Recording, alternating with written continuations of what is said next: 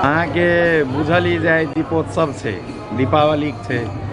आब जे छै से आजुक दिन ई किशोरी जी के नगरी आ जनकपुर धाम आ जानकी मंदिर में छी।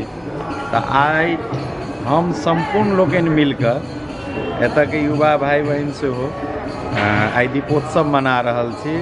आई दीपावली के शुभ अवसर पर दीप जरा के अपन सुस्वास्थ्य समृद्धि और नीक प्रगति उन्नति संपूर्ण देशवासी में सुख शांति सदैव बनल रहे और देश विदेश में हमार भाई बंधु रनिहार सब भाई बहन रनिहार सबके भी अहीठाम से किशोरी जी के तरफ से बहुत बहुत आशीर्वादक संग आजुक जे प्रमुख दिन से दीपोत्सव दीपावली के ओकर आई शुभकामना दै छी आ आशीर्वाद दै छी। क्या को दीप बादल से बाबा?